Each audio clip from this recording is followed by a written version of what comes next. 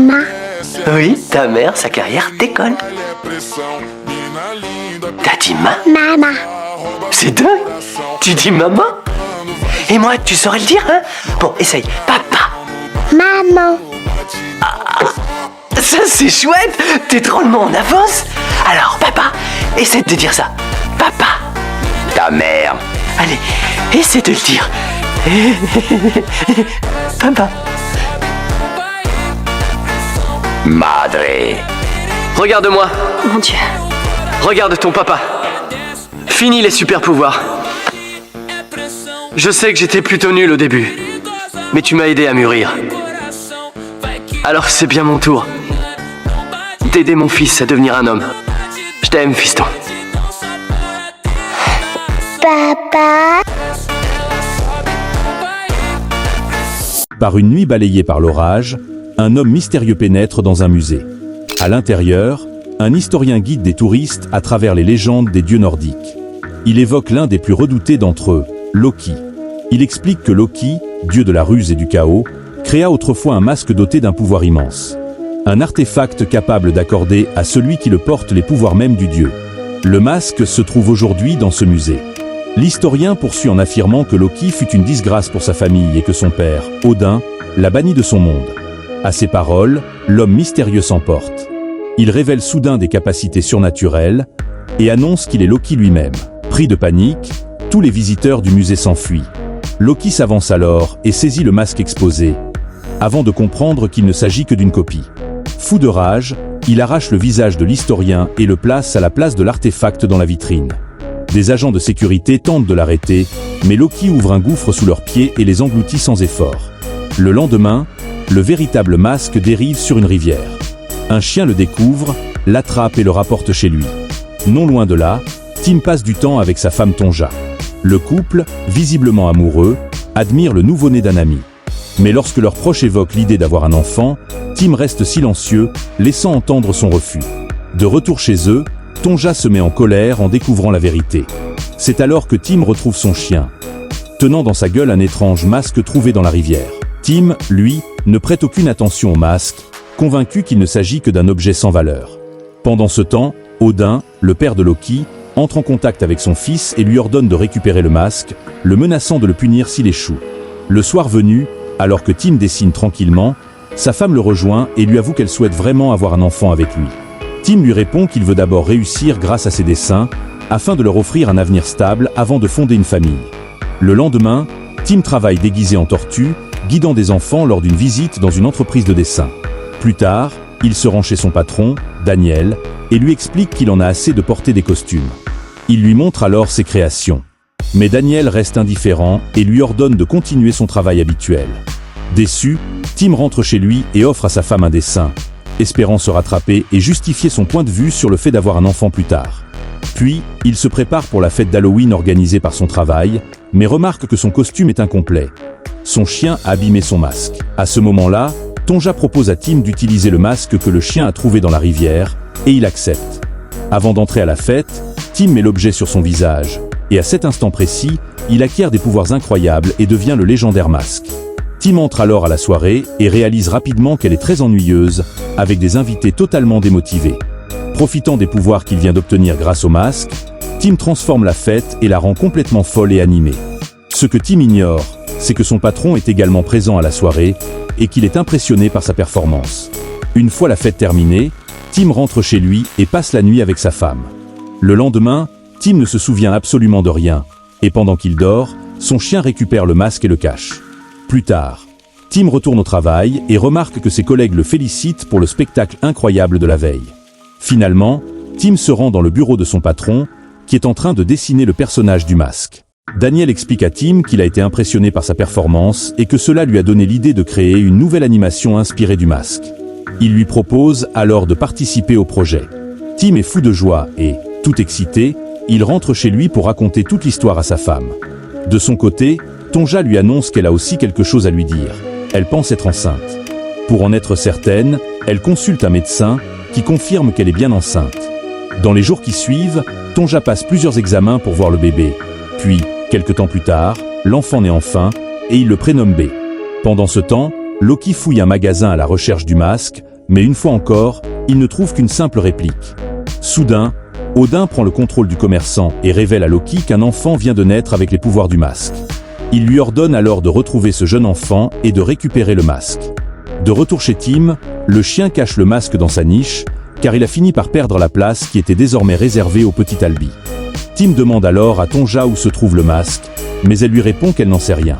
Après avoir cherché pendant longtemps, Tim finit par abandonner l'idée de le retrouver et par travailler sans lui. Pendant ce temps, Tonja reste à la maison avec son fils et gonfle un ballon pour l'amuser. Mais sans s'en rendre compte, Albi utilise ses pouvoirs et transforme sa tête en un énorme ballon. Plus tard, Loki, métamorphosé en abeille, se rend dans un hôpital afin de découvrir le nom du jeune enfant né avec les pouvoirs du masque. N'obtenant aucune information, il a alors une idée. Il utilise ses pouvoirs pour effrayer une réceptionniste, puis prend son apparence afin de ne pas éveiller les soupçons. Devant un ordinateur, Loki commence ses recherches et trouve une liste contenant les noms des enfants nés à l'hôpital. Cette nuit-là, Tim dort quand il est brusquement réveillé par les pleurs d'Albi. N'ayant pas le choix, il se rend dans la chambre de son fils pour le calmer.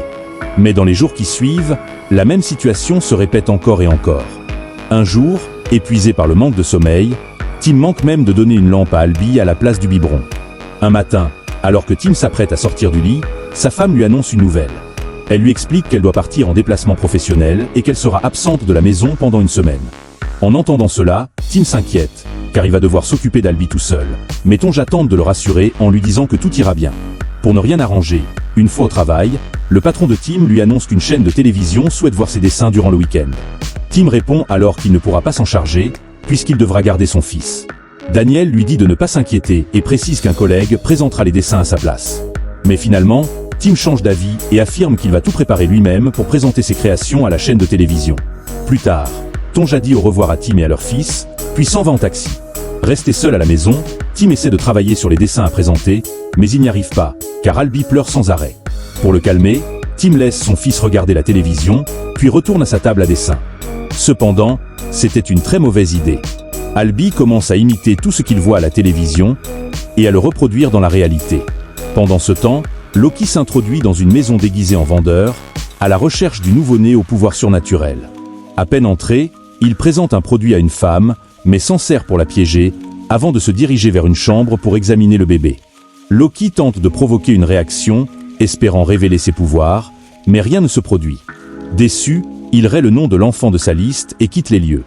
De retour chez Tim, le chien, frustré de ne plus recevoir d'attention depuis la naissance d'Albi, décide d'enfiler le masque.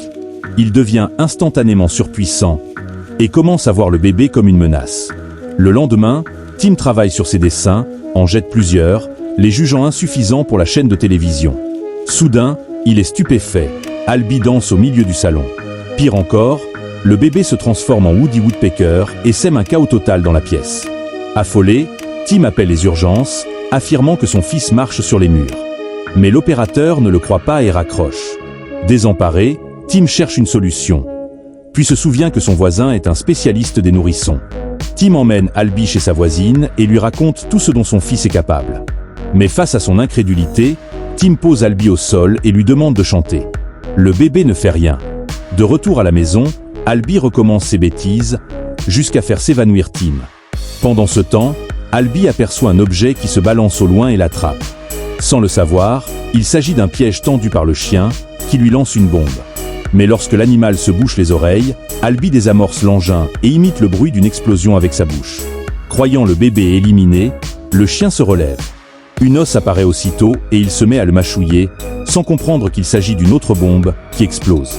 Dès lors, le chien élabore un plan pour se débarrasser d'Albi et redevenir le centre de l'attention. Il projette de l'attraper avec une grue et de le jeter dans une machine. Pendant ce temps, Albi regarde la télévision. Tim comprend alors la vérité. Son fils utilise ses pouvoirs uniquement devant lui pour lui faire croire qu'il devient fou. Finalement, le chien passe à l'action. Il accroche discrètement un crochet à Albi, sans se douter que le bébé fixe aussi le crochet sur lui. Lorsqu'il met la grue en marche, le chien est aussitôt traîné à travers toute la maison, avant d'être projeté dans une machine qui le transforme en papier. Comprenant que son plan a échoué, il abandonne. Mais Albi le gonfle comme un ballon et l'expulse hors de la maison. Le chien retire alors le masque et redevient normal.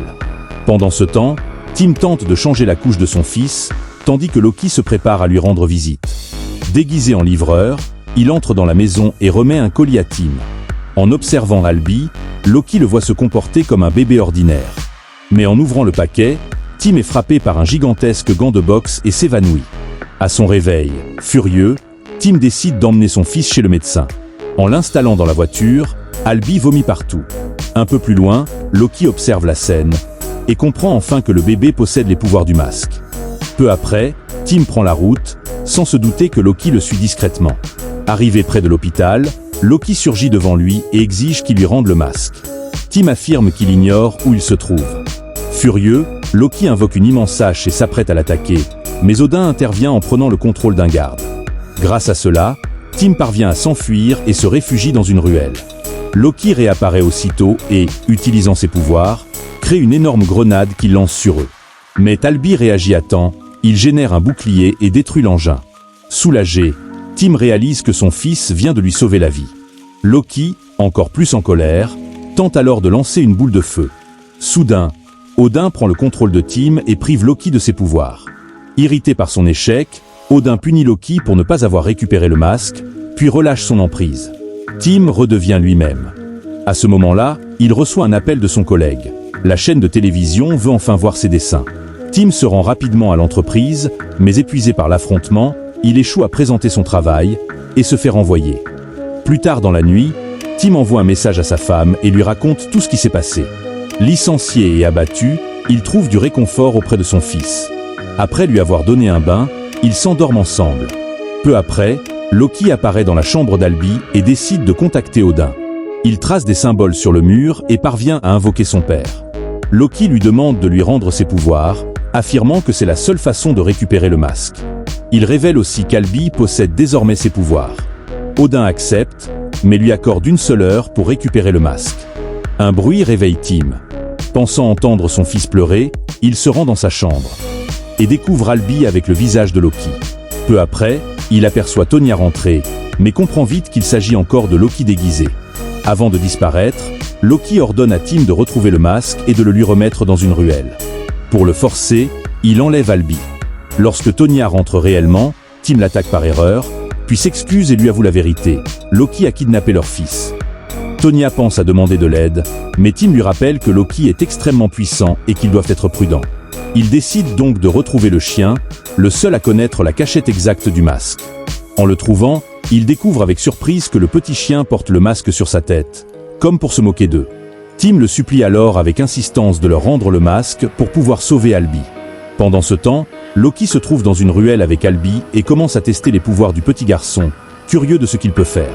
Peu après, Tim et Tonya surgissent et proposent à Loki un échange clair, le masque contre Albie. Loki accepte, mais dès qu'il récupère le masque, il refuse de rendre l'enfant. Furieux, le chien bondit sur Loki, le mord et le force à lâcher le masque. Tim parvient à l'attraper au vol et ressent immédiatement l'éveil de ses nouveaux super-pouvoirs. Sans perdre une seconde, il se met à poursuivre Loki avec son véhicule flambant neuf qui transforme la route en une gigantesque vague magique. Mais Tim accélère, déterminé à rattraper le vilain et sauver son fils coûte que coûte. Heureusement, Tim parvient à traverser la route et se rapproche de Loki, prêt à l'attraper. Loki s'arrête alors sur un ring de boxe et le défie. Pour récupérer Albie, Tim doit se battre. Il accepte immédiatement et commence à affronter le vilain. Malgré sa puissance, Loki est finalement vaincu. Tim et Tonya se précipitent pour sauver Albie, mais leur fuite est bloquée par un immense mur dessiné par un crayon géant. Loki revient, reconnaissant qu'il ne peut pas les battre, et propose à Albie de choisir avec qui rester. Tim pose son fils par terre, tandis que Loki multiplie les distractions pour l'attirer. Tim retire son masque et dit simplement à Albie qu'il l'aime. Sans hésiter, Albie court vers lui, irritant Loki. Furieux, le vilain crée un gigantesque marteau pour frapper Tim, mais soudain une porte s'ouvre. Odin apparaît, furieux, et gronde Loki pour son échec. Entendant cela, Tim intervient et demande à Odin de pardonner à son fils. Il rappelle que rien n'est plus important que la famille. Puis, il remet le masque à Loki, et Odin décide de lui accorder son pardon. Odin et Loki s'éloignent enfin. Le lendemain, Tim retourne au travail et présente à son patron une idée de dessin inspirée de ses aventures avec son fils. Dans la scène finale, Tim et sa famille admirent le dessin et constatent qu'il est un vrai succès. Tim est ravi, et sa joie grandit encore lorsque sa femme lui annonce qu'elle est de nouveau enceinte. Le film se termine ainsi.